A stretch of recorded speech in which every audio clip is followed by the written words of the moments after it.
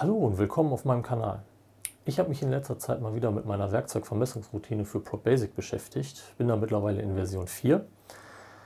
Zu der Version vorher haben sich ein paar Sachen in den Grundeinstellungen geändert und es sind auch neue Funktionen hinzugekommen. Und daher mache ich jetzt nochmal ein Video, wie ich alles zusammenhängend nochmal erkläre. Also wie man die Grundeinstellungen macht und wie die neuen Funktionen denn so funktionieren.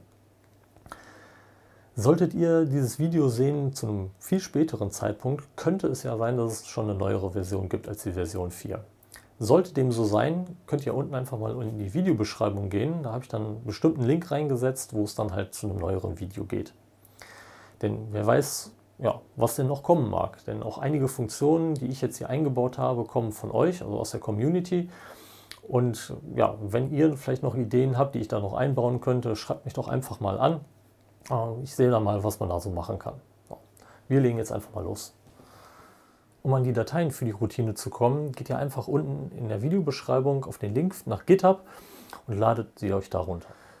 Wenn ihr das ganze Repository bei GitHub runterladet, habt ihr hier so ein ZIP-File. Das entpackt ihr einfach und habt dann halt alle Dateien, die halt auch im Repository gezeigt wurden.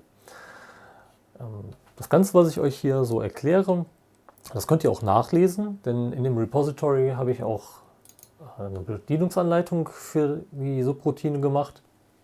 Einmal auf Deutsch und auch auf Englisch, falls ihr das möchtet. Von den ganzen Dateien, die ihr hier seht, benötigt ihr im Endeffekt nur eine einzige Datei, und zwar die tooltouchoff.ngc-Datei. Diese ersetzt die Originaldatei, die bei ProBasic dabei ist. Dementsprechend geht ihr vorher hin, alles was ihr so kopiert oder abändert, speichert euch das noch irgendwo zwischen, falls ihr es doch nochmal später braucht. Wie gesagt, also grundsätzlich brauchen wir nur die Datei. Ich empfehle aber auch die GoToG30. Was die macht, erkläre ich euch später nochmal.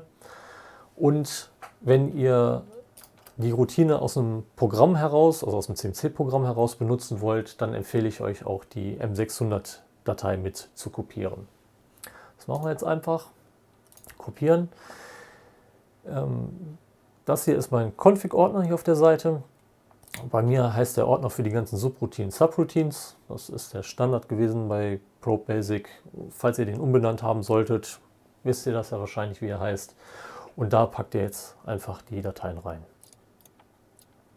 Wie gesagt, wenn ihr das Ganze einfach reinkopiert, zwei der Dateien gibt es, also das GoToG30 gibt es auch schon bei ProBasic und halt auch die tooltouchoff. Ich ersetze das Ganze und damit haben wir schon mal die Dateien kopiert. Der nächste Schritt ist, in der Konfigurationsdatei noch ein paar Einträge zu ergänzen. Dazu kopiere ich mir diese einfach aus der Anleitung raus. Und zwar haben wir einmal diese beiden Einträge. Diese kommen in den Bereich MECIO. Dann haben wir noch den Remap. Den Remap setzen wir hier hin. Unter RS274 NGC. Kurz erklärt, ein Remap ist, dass man Linux CNC mitteilt, hey, ich habe einen neuen M- oder einen neuen G-Befehl, oder man kann ja auch überschreiben, aber das wäre jetzt zu weit gegriffen. Wir teilen jetzt also mit, wir haben ja einen M600-Befehl, um aus dem CNC-Programm raus eine Werkzeugvermessung anzustoßen. Modalgruppen da sind die M- und die G-Befehle ein bisschen zusammengefasst, damit unlogische Sachen nicht gleichzeitig aufgerufen werden können. Also zum Beispiel M3, M4, M5, also Werkzeug drehe dich rechts rum, Werkzeug drehe dich links rum, schalte aus. Macht keinen Sinn, dementsprechend sind die in einer Gruppe und Linux CNC sperrt das. Und ja, das NGC ist einfach, wie die NGC-Datei halt heißt, also in dem Falle M600. Gut, damit sind wir mit der INI auch schon durch. Mehr brauchen wir da nicht. Was wir dann auch noch brauchen, sind hier diese Einträge für die Variablendatei. Und zwar gibt es in Linux CNC immer eine Variablendatei. Wie die heißt, das findet ihr auch hier unter Parameterfile. In dem Fall heißt sie einfach linuxcnc.var. Die suche ich jetzt einfach mal hier raus. In der Variablen-Datei werden einfach Parameter gespeichert, die auch nach dem Neustart von Linux CNC wieder zur Verfügung stehen sollen. Es gibt gewisse Bereiche, die können wir selber nutzen. Das wäre von 31 bis 5000. In der vorhergehenden Version habe ich den Bereich von 4000 bis 4005 genutzt. Allerdings ist in einer neueren Version von ProBasic bereits dieser Bereich von ProBasic genutzt. Dementsprechend habe ich das geändert. Also solltet ihr von einer älteren Version kommen, ja, die alten Daten sind nicht mehr gültig. Wir fügen einfach die neuen Parametersätze hier oben ein. Wichtig ist dabei, die dürfen nicht einfach irgendwo reingepflanzt werden, sondern die müssen alle in einer aufsteigenden Reihenfolge drin sein. So. Die speichern wir auch ab, sind damit also auch fertig. Bevor ihr ProBasic jetzt startet, macht schon mal die Subroutine im Hintergrund auf, denn wir müssen jetzt gleich ein paar Parameter im laufenden Betrieb dort eintragen. Ist auch kein Problem, ProBasic stört sich daran nicht. Nur halt auf ProBasic rauszukommen, um halt da was zu machen, ist halt ein bisschen komplizierter. Nachdem jetzt ProBasic gestartet ist und die Maschine auch referenziert ist, ist das erste, was wir machen, die Grundeinstellungen herstellen. Dazu müssen wir jetzt erstmal der Maschine mitteilen, wo denn unser Werkzeugtaster überhaupt ist. Und am besten machen wir das, indem wir die Maschine einfach dahin fahren, wo er denn tatsächlich ist.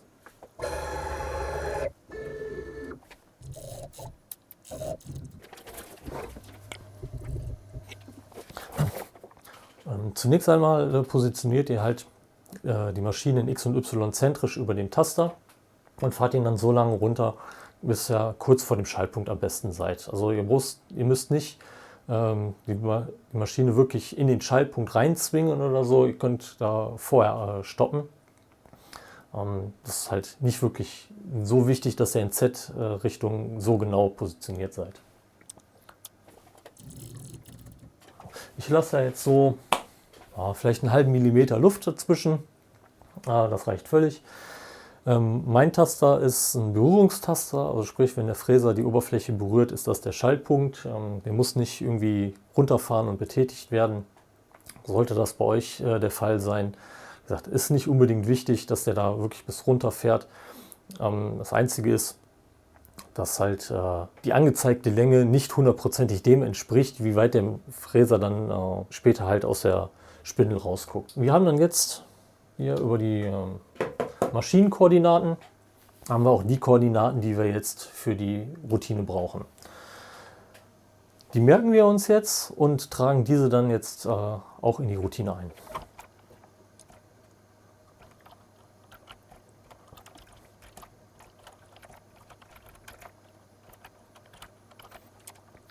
Aber ihr seht, ich nehme es nicht aufs Mühe genau mit den Werten.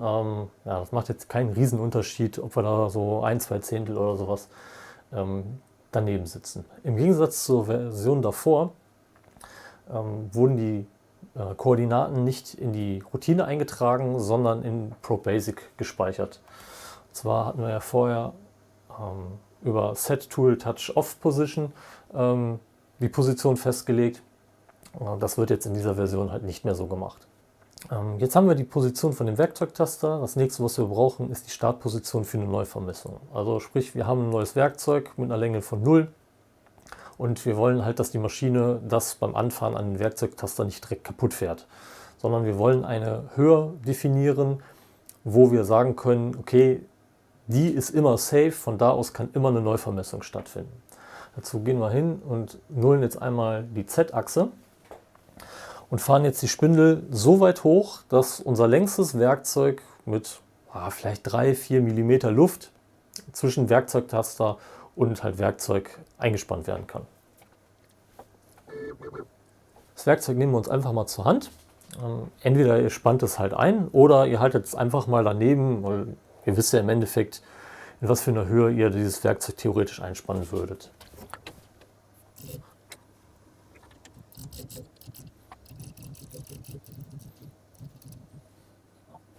Wie gesagt, das hier ist mein längstes Werkzeug, ein 8er Fräser. Ja, ich müsste theoretisch mit der Spindel 45 mm oberhalb des Tasters sein, damit ich dieses Werkzeug einspannen kann und ohne Kollision halt vermessen kann. Diese 45 mm nehmen wir jetzt und tragen diese unter Offsets und das Spindle Zero ein. So. Also wir definieren damit den Zwischenraum zwischen Taster und dem Referenzpunkt, den wir jetzt genommen haben, aber bei mir jetzt in dem Fall die Spindelmutter, also sagen jetzt, dass da 45 mm Luft sein soll bei einer Neuvermessung. So, wir können die Spindel jetzt frei fahren, weil da brauchen wir jetzt erstmal nichts mehr machen. Da ist das Ganze sicher. Was wir als nächstes machen, wir füllen halt unsere Parameter aus. Wir haben jetzt hier, ersten Parameter ist die schnelle Vermessung. Wir haben ja bei ProBasic die Möglichkeit, 2 Vermessungsgeschwindigkeiten anzugeben. Einmal eine schnelle Vermessung und einmal eine langsame Vermessung. Für die schnelle Vermessung mache ich jetzt 250 mm pro Minute. Für die langsame Vermessung, wenn wir da nichts, also wenn wir da 0 drin stehen lassen, dann wird die auch nicht gemacht, dann wird nur die schnelle Vermessung gemacht. Tragen wir da jetzt einen Wert ein, dann sollte der auch langsamer sein als die erste, weil durch die langsame Vermessung wird der Wert etwas genauer. Ich mache da jetzt 60 mm pro Minute. Der nächste Wert, der spielt ein bisschen mit einem anderen Wert noch zusammen, der jetzt nicht hier eingetragen wird, sondern in der Vermessungsroutine selber. Und zwar ZMax Travel. Wenn wir mit Werkzeugtabelle arbeiten, also sprich die Maschine weiß, hey, wie lang ist das Werkzeug? Wir definieren einen Abstand, wie weit soll dieses Werkzeug nach alten Messdaten über dem Taster positioniert werden, wie weit soll dann die Maschine runterfahren können. Weil jedes Mal, wenn wir das Werkzeug halt einsetzen, setzen wir das ja wahrscheinlich ein bisschen höher, ein bisschen tiefer ein. Und dann müssen wir eine gewisse Toleranz uns selber abschätzen. In dem Wert setze ich jetzt 10 mm ein. Das ist so, ja, müsst ihr selber gucken, ob bei euch das so funktioniert oder nicht. Ist halt davon, wie gesagt, davon abhängig, wie genau ihr den hier jetzt reinpackt. Zu dem zweiten Wert komme ich dann im Anschluss noch. XY Max Travel wird nicht genutzt. Das wäre für eine radiale Vermessung. Das sieht weder die Originalroutine noch meine Routine vor. Also kann der Wert 0 bleiben. Dann Retract Distance. Das ist der Wert, wie hoch die Maschine fährt jeweils nach der Vermessung. Also sprich, bei mir wird ja nur berührt. Und wie weit soll die Maschine dann direkt als erstes wieder hochfahren, um den Fräser wieder frei zu haben. Wenn ihr eventuell einen Taster habt, der wirklich eine Taste berührt und ihr habt dann eine gewisse Hysterese drin, dann sagen wir, ihr habt einen Taster und ihr müsst den 3 mm runterfahren, damit der wirklich betätigt wird, und müsst den dann zum Beispiel 1,5 mm wieder hochfahren, damit der wieder Nullsignal bringt, dann müsst ihr hier zum Beispiel 1,5 mm eintragen. Ich mache da 0,5, weil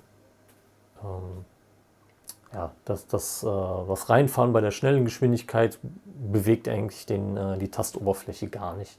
Deswegen reicht bei mir 0,5 mm.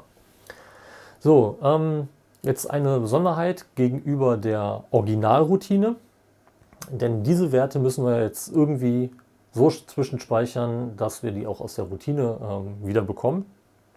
Dementsprechend gehen wir hier einmal auf Tool und sagen Touch of Current Tool. Und wie ihr da oben seht, steht da jetzt nur New Parameter Saved. So stelle ich sicher, dass wir im CNC-Programm halt auch auf diese Daten zugreifen können. Jedes Mal, wenn ihr hier unter Offsets etwas ändert, müsst ihr dann einmal hier unter Tool und dann Touch of Current Tool machen. Macht ihr das ein zweites Mal, wird sofort eine Vermessung ausgeführt. Okay, wir haben jetzt alle Einstellungen in ProBasic gemacht. Wir gehen jetzt über in die Routine. So, alle Einstellungen, die in der Routine so zu machen sind, findet ihr eigentlich in dem ersten Block hier unter Fixed Parameters. Den Rest, klar, könnt ihr euch angucken, wenn ihr wollt. Wenn ihr meint, auch irgendwas umschreiben zu müssen, könnt ihr das auch machen. Aber grundsätzlich, ihr braucht nur in diesem oberen Bereich etwas machen. Ich hatte ja gerade gesagt, dass der Parameter aus ProBasic ZMax Travel mit einem anderen Parameter aus der Routine ein bisschen zusammenhängt. Und zwar ist das der Tool Min Distance. Mit Tool Min Distance gebe ich halt vor, wie viel Luft soll zwischen Taster und Fräser sein, ausgehend von dem alten Messwert.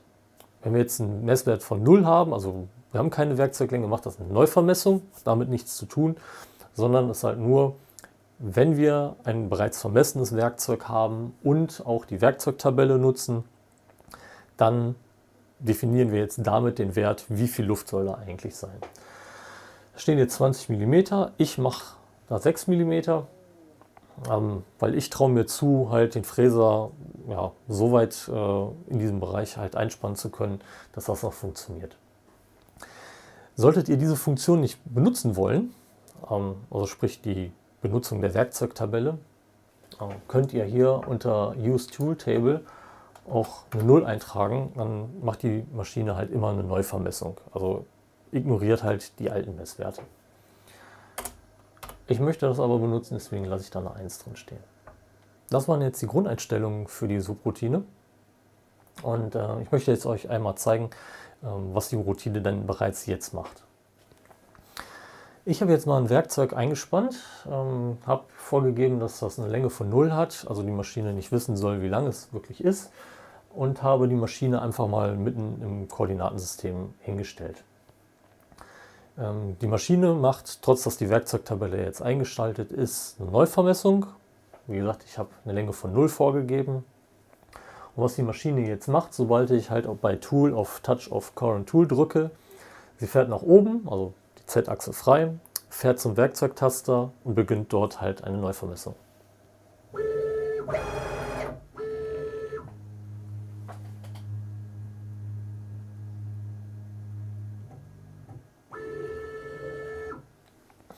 Wie ihr sehen konntet, der Fräser berührt nur kurz den Werkzeugtaster, fährt ein Stück nach oben und fährt dann nochmal langsam diesen an. Und danach fährt sich halt die Maschine frei. Als Messwert haben wir jetzt diese 24,2769 mm. Was ihr auch sehen konntet, ist, dass die Maschine mit einem relativ großen Abstand zwischen Fräser und Taster das Ganze begonnen hat. Jetzt, wo die Maschine weiß, wie lang der Fräser ist, findet halt keine Neuvermessung mehr statt, sondern benutzt die Maschine die Daten aus der Werkzeugtabelle, weil ich halt die Werkzeugtabelle auch in der Routine aktiv habe. Also wenn ich jetzt nochmal auf Touch of Current Tool drücke, fährt die Maschine halt nicht mit der Spindelnase jetzt über die 45 mm über den Taster, sondern halt nur noch die 6 mm zwischen Fräser und Tastoberfläche an.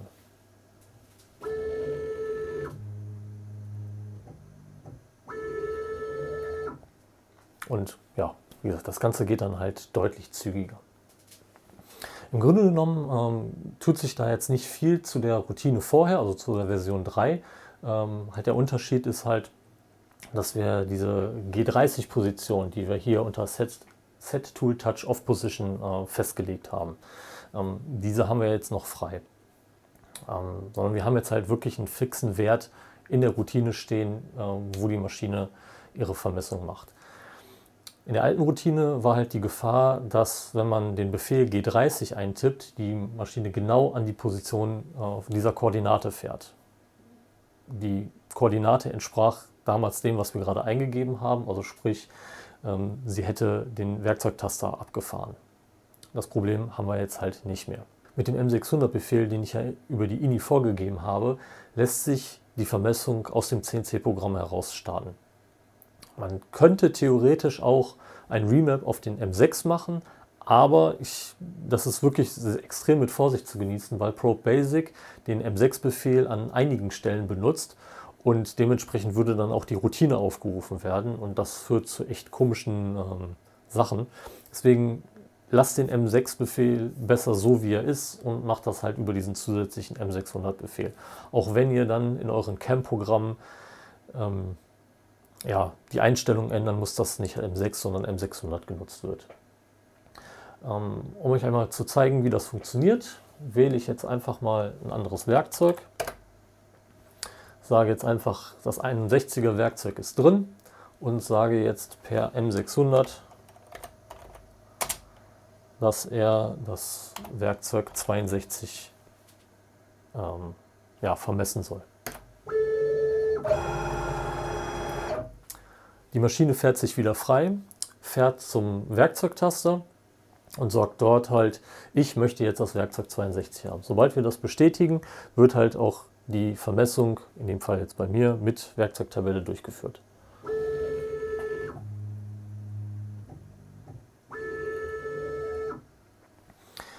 Wenn ihr jetzt den M600-Befehl mitten im CNC-Programm ausführt, am besten auch an einer Stelle, der in der Z-Achse zumindest frei ist, würde auch noch die Spindel ausgeschaltet werden.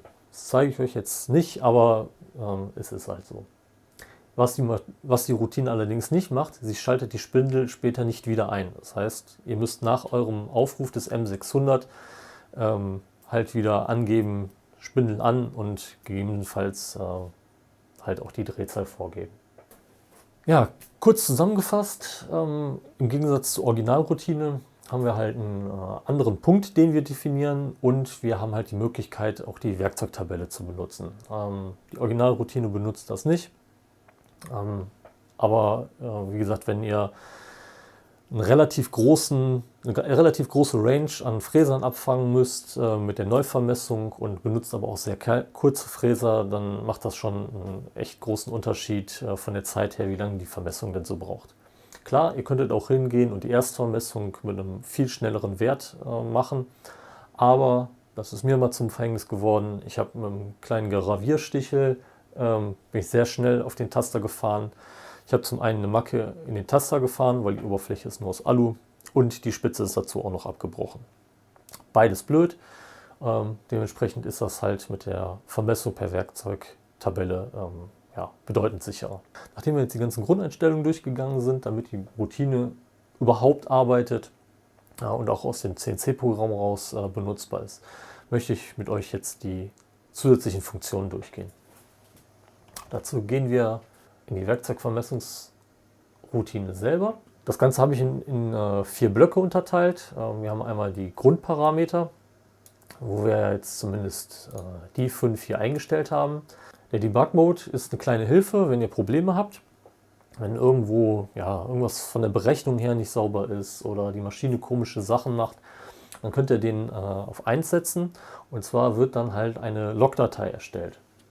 Die sieht dann im Endeffekt so aus. Also die Maschine überträgt da rein die Einstellungen, die halt in den Parametern in Probe Basic und in der Routine gemacht sind, da rein und gibt gewisse Berechnungswerte aus, von wo sie zum Beispiel die Vermessung startet, wie lange sie dann fährt, wie lang das alte Werkzeug ist, wie neues Werkzeug und so weiter. Also diese Sachen werden da eingetragen. Holt auch ein paar Grundeinstellungen von der Maschine, um halt ein paar Grundlagen zu haben, um halt eine Fehlersuche zu machen. Das braucht ihr nicht anhaben, das ist wie gesagt nur für eine Fehlersuche. Wie gesagt, dann hier der Parameter Use Tool Table, also wenn ihr tatsächlich immer eine Neuvermessung machen wollt, die Werkzeugtabelle halt einfach nicht benutzen möchtet, könnt ihr auf 0 stellen, dann ist das halt aus. Aber wie gesagt, ich finde das bedeutend besser so. Kommen wir jetzt zu den zusätzlichen Optionen. Jetzt haben wir hier erstmal einen Block mit den generellen Sachen. Als erstes möchte ich über den Go Back to Start Position Parameter reden.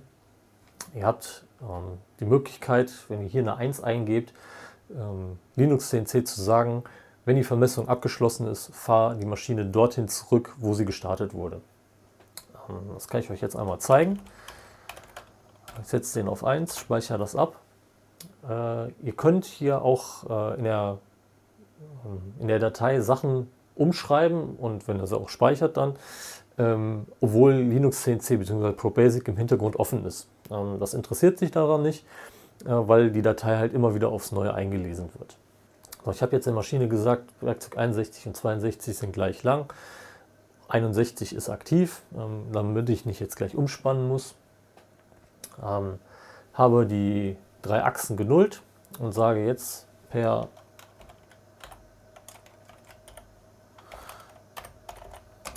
M600, er soll das Werkzeug 62 vermessen.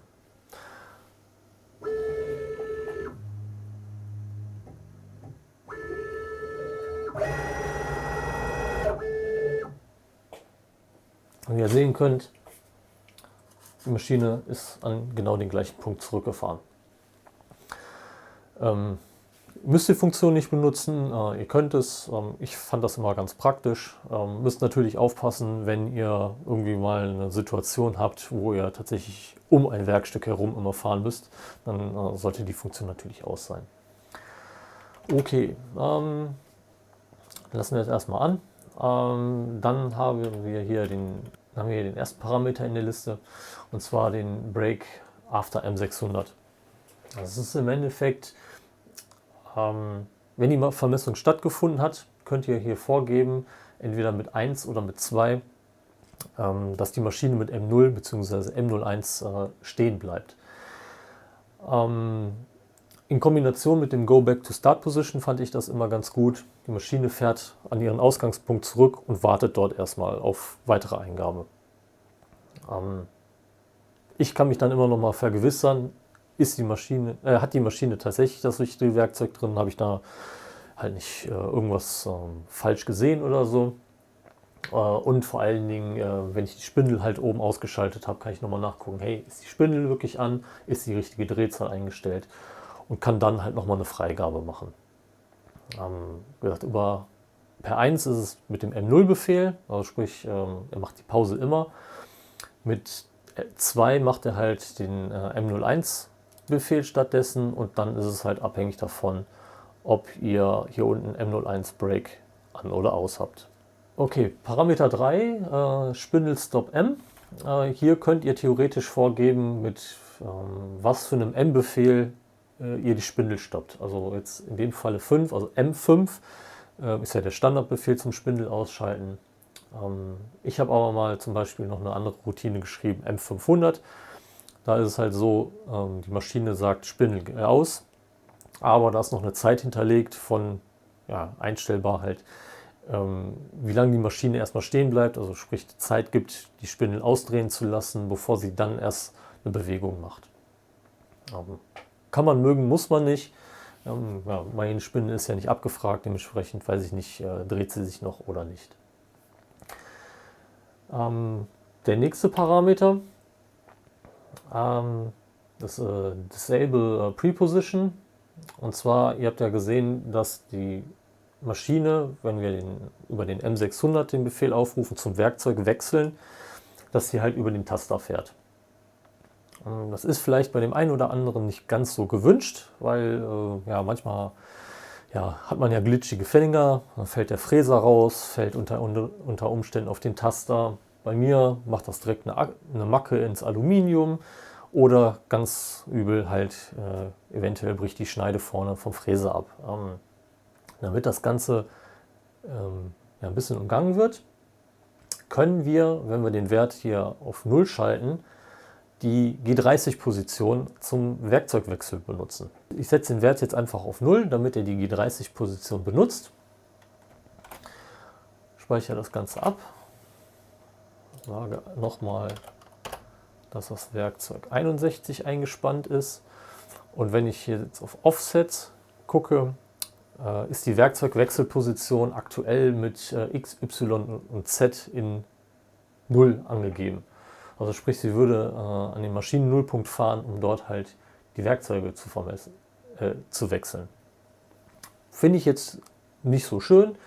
Ich nehme lieber eine Position, die relativ nah an dem Taster ist, aber immer noch so weit, dass ich zum Beispiel einen Schaumstoff drunter legen kann oder zumindest so weit weg bin, dass der Taster nicht vom Fräser getroffen wird. Ja, die Position finde ich jetzt schön, also sage ich jetzt hier, setze diese Position als Werkzeugwechselpunkt ein. Das können wir auch zu jeder Zeit ändern. Wir müssen da jetzt nirgendwo was umtragen. Also wenn wir jetzt merken, Mist, genau an der Stelle ist unser Werkstück irgendwie zu Ende. Egal, wir fahren an eine andere Position, sagen einfach hier, das ist die Werkzeugwechselposition, und beim nächsten Mal wird das dann so benutzt. Das zeige ich euch auch nochmal. Wir sind ja jetzt wieder an unserem Werkstück-Nullpunkt. Ich habe wieder das Werkzeug 61 drin und möchte wieder auf das Werkzeug 62 wechseln. So, und wie man sieht, die Maschine ist jetzt nicht mehr über den Werkzeugtaster gefahren und fragt mich jetzt nach dem Werkzeug 62, sondern sie ist halt an der Position, die ich hier über Set Tool Touch Off Position festgelegt habe. Ist halt jetzt ein bisschen verwirrend, weil da was anderes steht, als es in der Routine jetzt wirklich ist. Aber ich habe halt keinen Zugriff auf die Texte in Probe Basic und ja, dementsprechend muss man sich damit etwas begnügen. Jetzt komme ich auch kurz zu der Routine, die ja mit GoToGear30 benannt ist. Im Endeffekt wird diese Routine durch Probe Basic halt beim Tastendruck auf GoToGear30 aktiviert. In der Originalroutine steht da einfach nur der Befehl G30 drin. So, dieser Befehl sagt aber, dass dann alle Achsen gleichzeitig an die G30-Position fahren sollen. Was dann halt hier in dem Falle eine relativ sichere Position ist. Aber die Frage ist die Ausgangsposition sicher? Ich kann das euch einmal zeigen. Wenn ich jetzt einfach G30 eintippe, fahren alle Achsen gleichzeitig an den Ort, wo man hin soll. Die geänderte Routine macht das anders. Sie fährt erstmal die Z-Achse frei, fährt dann an X- und Y-Position und halt auch danach erst an die Z-Position. Ich finde das so ein bisschen sauberer, weil ich weiß ja jetzt nicht, wo führe ich denn diesen Befehl aus, und die Bewegung in Z sollte ja eigentlich, es sei denn man hat einen T-Nutenfräser drin, eigentlich immer eine sichere Bewegung sein.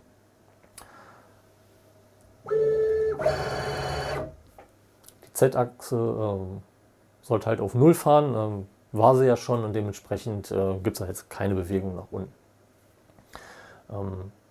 Wenn ihr diese Position als Vorwechselposition nicht braucht, ja, dann könnt ihr halt hier den Disable Preposition einfach auf 1 lassen und diese G30-Position halt für irgendwas anderes benutzen.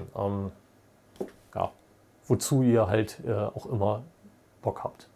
Ihr könntet theoretisch auch, wenn ihr ein Projekt habt, den Werkzeugwechselpunkt immer nah ans Werkstück legen, sodass die Maschine halt nur kurz bis zu diesem Werkzeugwechselpunkt fahren muss. Ihr wechselt das Werkzeug, gibt dann die Vermessung frei, habt jetzt keine Pause danach festgelegt. Die Maschine vermisst dann halt, fährt zurück und fängt sofort das Fräsen an. Ja, mag sein, dass das vielleicht ein bisschen Zeit spart in eurer Arbeit. Das ist dann jetzt auch eine wieder von den Erneuerungen in der Version 4. Die nächsten beiden Punkte auch. Zum einen Add Reps.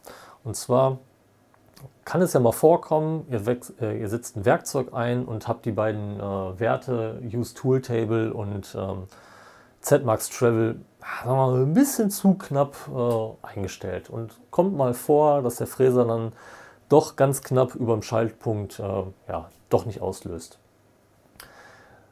Damit das CNC-Programm halt nicht abgebrochen wird, was nämlich eigentlich das Resultat daraus wäre, könnt ihr hier zusätzliche Wiederholungen der Vermessung festlegen. Also wenn ihr, wie gesagt, euch nicht ganz so sicher seid, ob ihr das immer schafft, könnt ihr zum Beispiel da eine 2 eintippen. Dann macht die Maschine natürlich ist das Ganze dann halt mit der Werkzeugtabelle in Kombination. Also die Maschine versucht dann halt 2 zusätzliche, also wenn ihr hier eine 2 eintippt, 2 zusätzliche Vermessungen zu machen. Wenn die erste halt schief geht, fährt sie an den Werkzeugwechselpunkt, je nachdem, was ihr definiert habt, über den Werkzeugtaster oder halt davor. Da könnt ihr das Werkzeug dann nochmal lösen, nochmal nachstellen und dann nochmal eine Vermessung starten lassen. Sollte die dann wieder erwartend wieder schief gehen, wiederholt sich das Ganze nochmal, wieder Werkzeugwechselposition, Werkzeug neu einstellen, wieder freigeben und dann vermessen.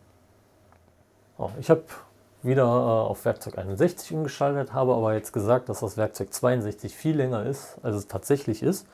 Dementsprechend dürfte halt die Vermessung nicht funktionieren. Habe aber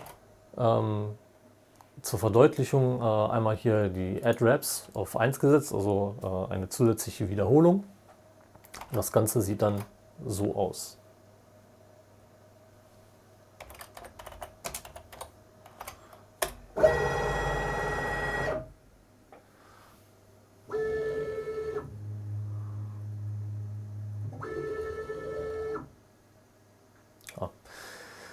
Wie gesagt, ich habe das Werkzeug länger angegeben, als es ist. Wir fahren mit Werkzeugtabelle, also geht es davon aus, dass das eigentlich berührt werden muss.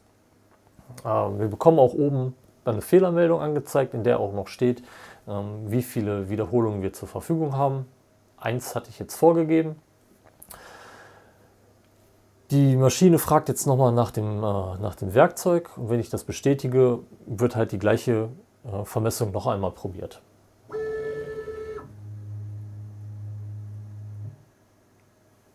So.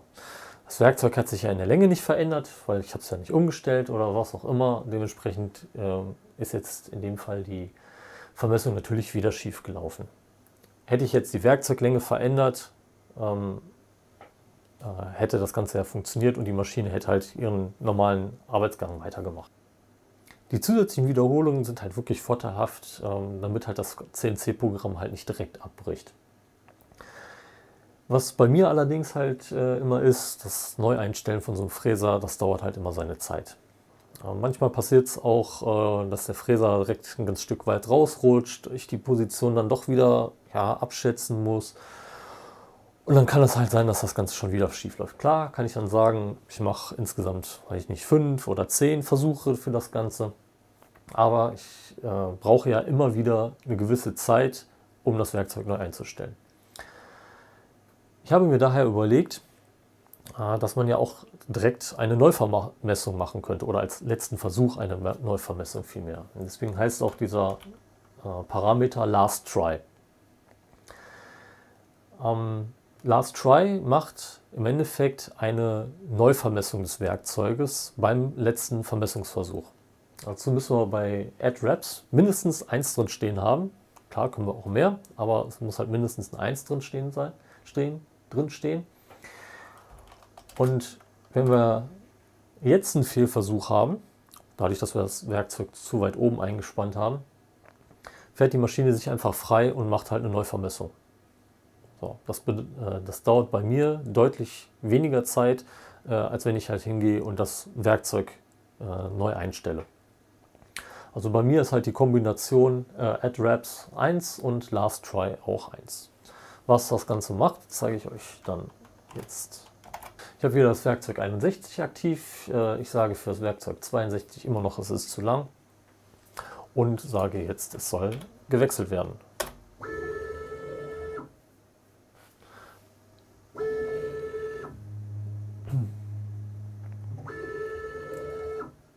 Die Vermessung ist schief gelaufen.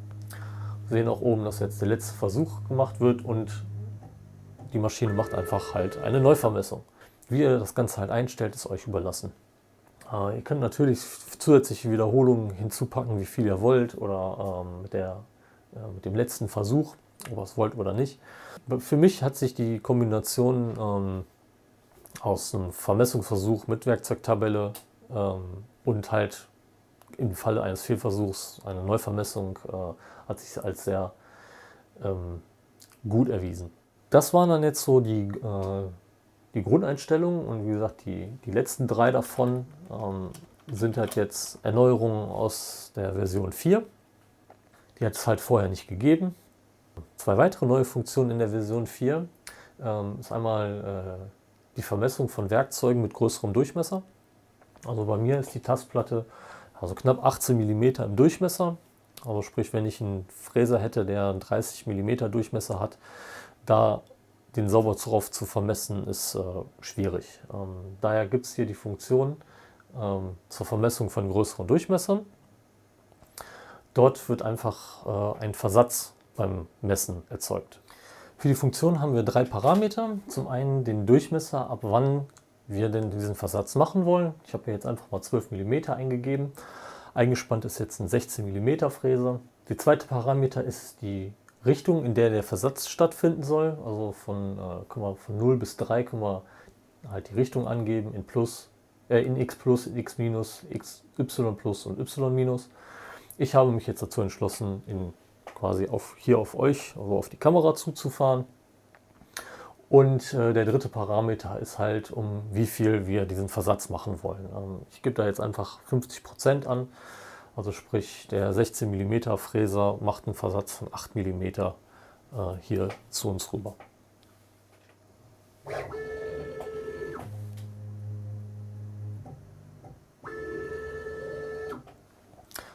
Ja, der Ablauf ist ansonsten genau der gleiche, außer dass halt die X- und Y-Position halt eine etwas andere ist. Die letzte neue Funktion in der Routine ist die Vermessung eines 3D-Tasters. Denn manche haben nicht die Möglichkeit, den 3D-Taster über den Werkzeugtaster auszumessen. Bei mir funktioniert das, weil bei mir die Feder von der Tastoberfläche bedeutend stärker ist als die in dem 3D-Taster drin ist. Manchmal ist es aber so, dass es halt so ein Zwischenspiel ist und dementsprechend, ja, ich sag mal, beide Federn geben ein bisschen nach und man hat halt irgendeinen Punkt, der irgendwo dazwischen ist. Und ja, das funktioniert halt nicht immer sicher. Wie gesagt, dafür ist noch diese Funktion halt mit drin, indem wir halt vorgeben, dass wir eine andere Position anfahren wollen. Ich habe den Vorteil, ich kann das zum Beispiel auf dem Gehäuse von dem Werkzeugtaster machen. Ja, es gibt ja manche, die sind so aufgebaut wie meine, relativ groß und haben eine große Fläche. Andere sind halt, ja, die sind vielleicht ein bisschen, dass der eigentliche Taster wie so eine Pinole nach oben guckt. Da wäre dann vielleicht eine andere Position ratsam. Theoretisch kann man auch einfach die Aufspannplatte als diese Position wählen. Wie gesagt, da könnt ihr euch halt eine Position suchen, die für euch halt in Frage kommt. Um die Funktion nutzen zu können, müssen wir einmal die Werkzeugnummer vorgeben, die unser Werkzeugtaster ist, in dem Falle bei mir 1000. Als Koordinaten haben wir die X- und Y-Koordinate, wo halt der Tastpunkt ist. Ich benutze jetzt mehr oder weniger die Koordinaten des Werkzeugtasters, also in X-Richtung bleibt das gleich, aber ich möchte halt in Y-Richtung weiter hier rüber kommen. Damit ich halt nicht mehr auf den Taster komme, sondern tatsächlich auf das Gehäuse von dem Taster. Also sprich, dass der 3D-Taster halt sich selber ausmisst. Was dann natürlich zu beachten ist, was man bei meinen auch sehen kann, bei mir steht die Tastplatte natürlich ein gewisses Maß da drüber. Diese Differenz muss man dann halt ermitteln.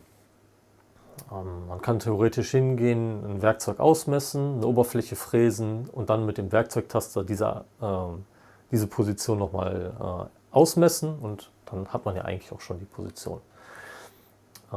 Ich habe den Vorteil, ich kenne das Maß schon. Und zwar sind das bei mir minus 2,3 mm. Das Vorzeichen der Differenz gibt auch die Achsrichtung vor. Also sprich, das Gehäuse liegt 2,3 mm unterhalb der Oberfläche von meiner Tastplatte. Okay. Abspeichern. Ich habe jetzt gesagt, der Kantentaster hat eine Länge von 0. Das heißt, wir machen nochmal eine Neuvermessung. Und wenn ich das Ganze jetzt starte, fährt die Maschine rüber und misst sich am Gehäuse des Tasters aus. Ja. Wir haben unsere 36,8 mm und die entsprechen dann auch tatsächlich der echten Länge, dadurch, dass halt der Differenzwert da drin steht. Ich bin dann mit der Erklärung zur Routine soweit durch. Nachlesen könnt ihr das, wie gesagt, nochmal in der Doku, die in dem Repository drin ist. Ich hoffe, das Video war nicht zu trocken, aber informativ.